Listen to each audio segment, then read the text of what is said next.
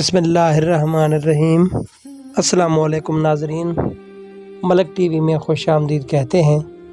آئیے چلتے ہیں آج کی سٹوری کی طرف۔ ایک دن میں اور میری بیوی کھانا کھا رہے تھے کہ باتوں ہی باتوں میں میری بیوی کہنے لگی کہ گھر میں بہت سارا ایسا سامان ہے جو مجھے وقت آنے پر استعمال کرنا ہوتا ہے اور ابھی اس کی ضرورت نہیں پڑتی۔ کیا تم میرے لیے باورچی خانے کے برابر میں ایک چھوٹا سا کمرہ بنا سکتے ہو جس میں یہ تمام کباڑ رکھ دوں؟ میں اپنی بیوی سے بہت محبت کرتا تھا، لیکن میری جیب میں فی الحال گنجائش نہیں تھی کہ میں اس کی یہ خواہش پوری کر سکوں۔ میں نے اس سے 2 مہینوں کا وقت مانگا اور ان 2 مہینوں میں نے اپنے کام کے وقت کو دگنا کر دیا اور اپنی بیوی کی خواہش پوری کرنے کا پورا ارادہ کر لیا۔ جیسے ہی 2 مہینے ختم ہو گئے، میں نے اپنی بیوی کی خواہش پوری کرنے کے لیے مزدوروں کو کہہ دیا کہ کچھ دنوں میں ہی باورچی خانے کے برابر میں اس کی مرضی کے مطابق ایک چھوٹا سا کمرہ بنوا دیا۔ میں روزانہ معمول کے مطابق کام پر چلا جاتا، مگر اس دن کے کمرے بنوانے کے بعد سے مجھے اپنی بیوی کا رویہ اپنے ساتھ کچھ غیر معمولی سا محسوس ہونے لگا۔ وہ کافی چٹری رہنے لگی تھی اور اکثر میں نے اسے اکیلے میں روتے ہوئے بھی دیکھا تھا۔ میرا دھیان ہرگز اس طرف نہیں گیا تھا کہ اس کے رویے کی وجہ وہ چھوٹا سا کمرہ بھی ہو سکتا ہے۔ میرے اور میری بیوی کے درمیان کبھی بھی کسی بھی بات پر اتنے سالوں میں لڑائی نہیں ہوئی، حالانکہ ہمارے اولاد بھی نہ تھی، تو کبھی بھی میں نے ایسے تانا نہ دیا اور نہ ہی کبھی میری بیوی نے اس بات پر ناشکری کا اظہار کیا۔ اللہ کی دی ہوئی تمام نعمتوں سے بے حد خوش تھے۔ میں اپنی بیوی کم تنخواہ پر بھی اپنی بیوی کو خوش رکھنے کی کوشش کیا کرتا تھا۔ کبھی اسے گجرے لا کر دے دیتا تو کبھی ہم باہر گھومنے جایا کرتے تھے۔ ان دنوں سے نہ گھومنے پھرنے کا شوق تھا، نہ ہی وہ مجھ سے اپنی چھوٹی چھوٹی فرمائش کیا کرتی تھی۔ میں بہت پریشان تھا۔ ایک دن میں نے اسے کہا کہ میں اسے ڈاکٹر کو دکھا لاتا ہوں۔ میرے بہت منانے کے بعد وہ میری بات مان گئی۔ ہم ڈاکٹر کی طرف گئے تو ڈاکٹر نے میری بیوی کو رویے کی وجہ سے کوئی پریشانی بتائی۔ میں بہت پریشان تھا کہ ایسا کیا ہوا ہے کہ میری بیوی کو بہت پریشانی لگ گئی۔ میں نے اس سے بات کی تو اس نے کہا کہ مجھے کوئی پریشانی نہیں ہے۔ مجھے لگا کہ اولاد نہ ہونے کی وجہ سے جب میں نے اس سے کہا کہ میں تمہارا علاج کروانا چاہتا ہوں تو اس نے مجھے سختی سے منع کر دیا کہ اب مجھے کسی علاج کی ضرورت نہیں ہے۔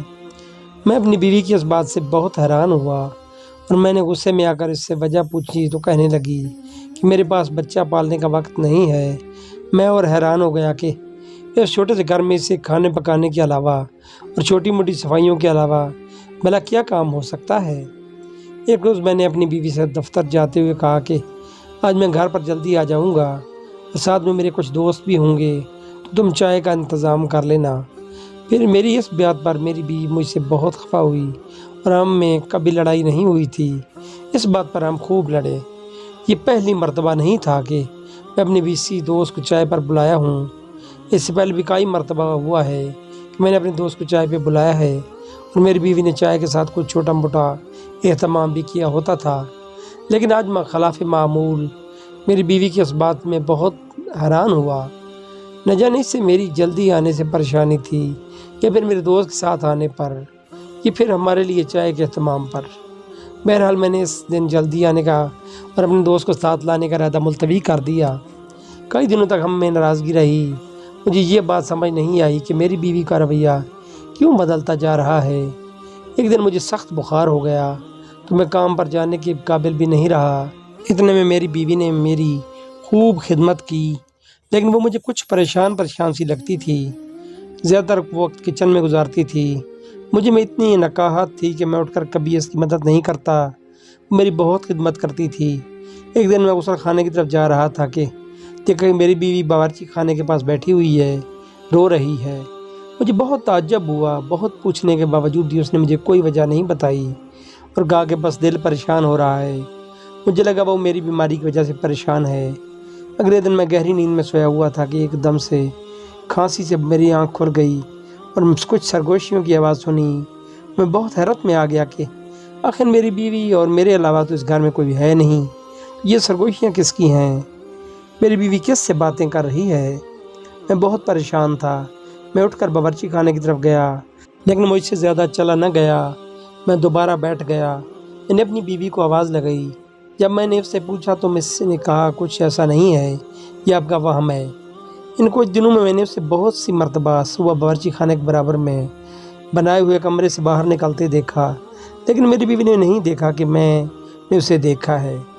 ایک دن میری طبیعت کچھ بہتر تھی تو میں باورچی خانے میں پانی پینے کے لیے گیا تو میں نے اپنی بیوی کو وہاں نہیں پایا۔ میں باورچی خانے سے باہر آ کر اسے ڈھونڈنے لگا۔ وہ باورچی خانے کے برابر میں بنے ہوئے کمرے سے نکلی اور مجھے دیکھتے ہی وہ گھبرا گئی۔ اس کے ماتھے سے پسینہ پھوٹ گیا۔ مجھے لگا کہ ایسی کیا بات ہے۔ اس وقت مجھے بہت عجیب لگا کیونکہ میں نے جب بھی اسے باورچی خانے کے برابر میں بنائے ہوئے کمرے سے نکلتے دیکھا تو میں سوچا تھا کہ کوئی نہ کوئی کام سے یہ اس کمرے میں جاتی ہے، لیکن آج اس کے ماتھے کے پسینے نے مجھے کچھ اور سوچنے پر مجبور کر دیا۔ میرے پوچھنے پر اس نے بتایا کہ وہاں سامان رکھنے گئی تھی۔ میں نے بات کو وہیں ختم کر دیا۔ میں اپنی بیوی سے اب مزید بحث نہیں کرنا چاہتا تھا کیونکہ میری بیوی نے اس دن میری خدمت کر کے میرا دل جیت لیا تھا۔ کچھ دنوں بعد جب میں دفتر کے لیے اٹھا تب بھی بیوی کو کمرے میں نہیں پایا۔ میں نے سوچا کہ وہ باورچی خانے میں میرے لیے ناشتہ تیار کر رہی ہوگی۔ جب میں باورچی خانے میں گیا تو وہاں بھی موجود نہ تھی۔ میں نے غسل خانہ اور گھر کا کونا کونا چیک کر لیا مگر بیوی کہیں موجود نہ تھی۔ بھی میں گھر سے باہر ہی پریشانی کی حالت میں نکلنے ہی والا تھا، کچھ آوازیں میرے کانوں میں سنائی دینی۔ مجھے وہ آواز سمجھ نہیں آئی، لیکن اتنا سمجھ آیا یہ آوازیں اسی غیر معمولی کمرے سے آ رہی تھیں۔ میں نے دروازہ کھولنا چاہا تو وہاں اندر سے لاک لگا ہوا تھا۔ مجھے کافی پریشانی ہوئی۔ میں کمرے میں آیا ہی تھا کہ میری بیوی میرے پیچھے آن کھڑی ہوئی۔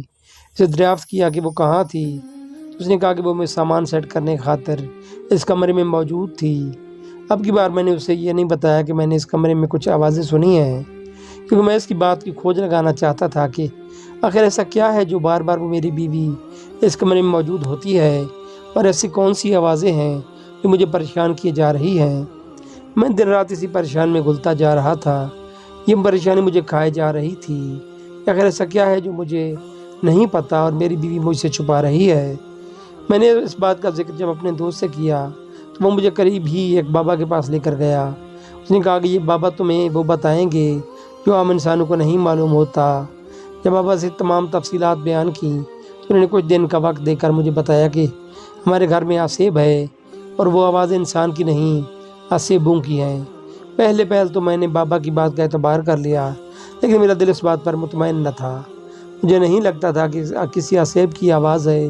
اب یہ اکثر ہوتا تھا کہ جب بھی میری بیوی چھپ کر اس کمرے میں جاتی تو میں اس کا پیچھا کرتا تھا، لیکن سرگوشیاں اتنی ہلکی ہوا کرتی تھیں کہ مجھے کوئی آواز سمجھ میں نہیں آتی تھی، اور میں چھپ کر اپنی بیوی کا تعاقب کرتا رہتا تھا۔ مجھ میں اتنی ہمت نہ تھی کہ میں اپنی بیوی سے اس بات کے لیے استفسار کروں۔ مجھے لگتا تھا کہ میری بیوی نے میری آواز بند کروا دی ہے اور میں کبھی اس سے اس بات کے بارے میں نہیں پوچھ سکتا۔ آخر وہ کیا تھا جو مجھے پریشان کیے جا رہا تھا۔ مجھے اپنے اس دن کے فیصلے پر بہت ملال محسوس ہو رہا تھا کہ اس دن میں نے اپنی بیوی کی بات مانی تھی کہ میں اس سے کمرہ بنوا دوں۔ کبھی مجھے لگتا تھا کہ میری بیوی کسی خاص شکنجے میں آ گئی ہے، کبھی مجھے لگتا تھا کہ میری بیوی اس دنیا میں انسانوں جیسی نہیں ہے، کبھی مجھے لگتا تھا کہ میری بیوی ایک ایسی عورت ہے جو مجھ سے چھپ کر کس کمرے میں کسی سے ملتی ہے، لیکن میں کبھی کی ایک فیصلے پر قائم نہیں رہتا تھا کہ کسی بھی بنیاد پر اپنی بیوی پر کوئی الزام لگاؤں۔ مجھے کوئی سراغ نہیں مل پا رہا تھا۔ ایسا نہیں تھا کہ میں نے اس دروازہ کو کھولنے کی کوشش نہیں کی، لیکن مجھے لگتا تھا کہ میری بیوی 24 گھنٹے اس دروازے پر پہرہ داری کر رہی ہوتی ہے۔ جب بھی میں اس طرف جاتا تھا میری بیوی کسی نہ کسی بات کے بہانے مجھے ٹال دیتی تھی کہ مجھے اس طرف دھیان ہٹوا دیتی تھی۔ اب میں بہت پریشان تھا۔ اب میرا ذہن وہ کمرہ اور اس دروازے کھولنے کو طاری ہو چکا تھا، لیکن میں کیا کرتا؟ میں اپنی بیوی کو اس بات کے معاملے میں بتانا نہیں چاہتا تھا۔ میں کھوج لگانا چاہتا تھا اور اپنی بیوی کو رنگے ہاتھوں پکڑنا چاہتا تھا، مگر میں بہت مجبور ہو چکا تھا۔ مجھے سمجھ نہیں آ رہی تھی کہ میں کیا کروں۔ میں نے زندگی میں خود کو اس سے زیادہ بے بس محسوس نہیں کیا تھا۔ کبھی کبھی بہت غصہ آتا تھا، دل چاہتا تھا کہ سب کچھ ختم کر دوں، بیوی کو طلاق دے دوں اور کہ سارے کالے کرتوت سامنے لے آؤں، مگر میں پریشان تھا۔ میرے پاس کوئی ثبوت نہ تھا۔ ایک دن میں نے منصوبہ بنایا کہ میں دفتر نہ جاؤں اور پورا دن اپنی بیوی کی ہر حرکت پر نظر رکھوں۔ اس دن میری بیوی کی کافی طبیعت خراب تھی تو میں نے اسے آرام کرنے کی نصیحت کی اور خود تیار ہو کر دفتر جانے کے لیے روانہ ہونے کا ڈرامہ کیا۔ میں نے بیوی سے کہا کہ تم پلنگ سے کھڑی نہ رہنا، میں خود ہی چلا جاؤں گا۔ باہر کے دروازے کے پاس ایک الماری رکھی ہوئی تھی، میں اس کے پیچھے چھپ گیا کہ میری بیوی کو محسوس بھی نہ ہوا کہ میں گھر میں موجود ہوں۔ جن نے اٹھ کر ناشتہ بنایا اور میں دیکھ کر حیران رہ گیا کہ وہ ناشتہ لے کر اس بند کمرے کے دروازے کو کھول کر اندر جاتی ہے۔ وہ دروازے کو تالا لگائے رکھتی تھی۔ جب میں نے اس سے دروازے کے بارے میں دریافت کیا تھا تو اس نے کہا تھا کہ اس نے اپنا قیمتی زیور بھی اسی میں رکھا ہوا ہے کہ اگر خدا نخواستہ کوئی چور آ گیا تو وہ تو اس کمرے کو کباڑ سمجھ کر اس کمرے کی طرف اس کا دھیان ہی نہیں جائے گا۔ اس نے کمرے کا دروازہ کھولا اور اندر ناشتہ لے گئی۔ میں 2 لوگوں کا ناشتہ دیکھ کر بہت حیران ہوا اور چائے کے 2 کپ دیکھ کر میرے تجسس میں اضافہ ہو گیا۔ میرے گھر میں موجود ہونے کے باوجود میری بیوی نے کس کو اس گھر میں رکھا ہوا ہے؟ میں غصے سے کھول رہا تھا کہ ایسا کون تھا جو وہ دن رات اپنے ساتھ رکھتی ہے اور مجھ سے بھی زیادہ مقدم سمجھتی ہے۔ میں اندر ہی اندر تلملا رہا تھا اور مان چکا تھا کہ میری بیوی ایک بد کردار عورت ہے جس نے میرے ہوتے ہوئے کسی آدمی سے رشتہ رکھا ہے۔ میں جو اتنے عرصے سے یہ سمجھتا رہا تھا کہ میری بیوی یا تو کسی عصیب کے سائے میں ہے یا اور کوئی معاملہ، ابھی بھی مجھے بیوی سے نفرت ہونا شروع ہو گئی تھی۔ میرے پیر کانپنا شروع ہو گئے تھے۔ میں اپنے جذبات پر قابو نہیں رکھ پا رہا تھا، لیکن قدم اتنے بھاری ہو گئے تھے کہ الماری سے لکھ کر بند کمرے کے دروازے تک کا سفر مجھ سے طے نہیں ہو رہا تھا۔ لگتا تھا کہ پیروں کے نیچے سے زمین نکل گئی ہے اور کسی نے سر سے آسمان بھی چھین لیا ہے۔ اپنے آپ کو اس بھری دنیا میں بے بس اور مجبور آدمی سمجھنے لگا تھا۔ یہ کچھ منٹ پہلے مجھے اتنی بھاری تھی کہ لگتا تھا کہ یا تو میں اس دنیا سے کوچ کر جاؤں گا یا پھر بیوی کو جان سے مار دوں گا۔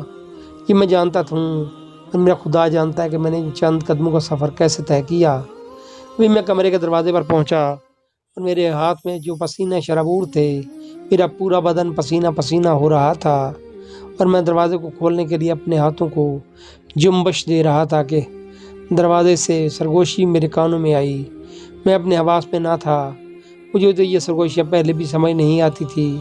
تو میں نے دروازہ کھولتے ہی ایک زوردار چیخ ماری اور یہ منظر دیکھ کر میرے تو ہکا بکا رہ گیا۔ میں جو ابھی تک اپنی بیوی کو طلاق کے 3 لفظ سنانے کا ارادہ رکھتا تھا کہ اب مجھ سے 1 منٹ بھی وہ برداشت نہ تھی۔ اگلے ہی سیکنڈ تھا میں اپنے ارادے پر بہت زیادہ نادم تھا۔ میں نے کیا دیکھا کہ کسی کے لیے ناشتہ لے کر گئی ہے، اس کے ہاتھ میں جس کے لیے نوالا ہے، جس نے اس نوالے کھانے کے لیے اپنا منہ کھول رکھا ہے، میری سوتیلی ماں ہے۔ میں عالیہ کو کتنا غلط سمجھ رہا تھا، کبھی اسے جادو ٹونے والی عورت تو کبھی میں نے اسے بچلن سمجھا۔ اس طرح میری چیخ کی آواز سن کر عالیہ کے ہاتھ سے نوالا گر گیا اور میری سوتیلی ماں جو مجھے دیکھ کر ہکا بکا آ گئی تھی، اس کے پسینے چھوٹنے لگے۔ مجھے لگا جیسے کسی نے میرے قدم زمین میں گاڑ دیے ہیں۔ میں اپنے آپ زندہ نہ رہ پا رہا تھا، نہ ہی مردوں میں۔ علی اتنے عرصے سے میری ماں کو بند کمرے میں چھپائے اس کی خدمت کیے جا رہی تھی۔ یہ میرا فرض تھا، مگر میں اپنے فرض سے بھاگنا چاہتا تھا۔ میں اپنی سوتیلی ماں کو کبھی بھی اپنی ماں ماننے سے تیار نہ تھا، مجھے وہ شروع سے ہی قبول نہ تھی۔ مجھے لگتا تھا کہ میری ماں کی موت کی وجہ بھی میری سوتیلی ماں ہی ہے، حالانکہ میں جانتا تھا کہ ایسا کچھ بھی نہیں ہے، لیکن میرے ذہن سے کچھ باتیں بالکل بھی مٹ نہیں سکتی اور میں اپنی سوتیلی ماں کو قبول کرنے پر تیار نہ تھا۔ میری بیوی نے کئی بار مجھے دبے لفظوں میں سمجھایا کہ ماں تو آخر ماں ہوتی ہے، چاہے وہ پالنے والی ہوں یا چاہے پیدا کرنے والی، لیکن اس بات پر میری شدید ناراضگی نے میری بیوی کو اس بات پر اصرار کرنے پر مجبور کر دیا۔ عالیہ یہ بھی جانتی تھی کہ میں اپنی ماں سے بہت بدظن ہوں اور میری سوتیلی ماں بہت مجبوری میں عالیہ سے مدد مانگنے کے لیے آئی تھی، کیونکہ انہیں میرے باپ کے مرنے کے بعد مکان مالک نے گھر سے نکال دیا تھا، اس کے پاس کوئی رہنے کو نہ تھا۔ عالیہ رحمدل عورت تھی، میری ماں کو اپنی ماں جیسا جانتی تھی، لیکن گھر میں ناچاکی نہ ہو اس وجہ سے اس نے مجھ سے یہ بات چھپائے رکھی اور میری مجبور ماں کو اپنے گھر میں جگہ بھی دی۔ وہ بہت پریشانی کی حالت میں رہتی تھیں کیونکہ وہ دونوں جانب سے پھنس چکی تھی، ایک طرف شوہر تو ایک طرف اس کے دل میں رحم دلی کہ وہ میری ماں کو بھی اپنی ماں کا درجہ دیتی تھی۔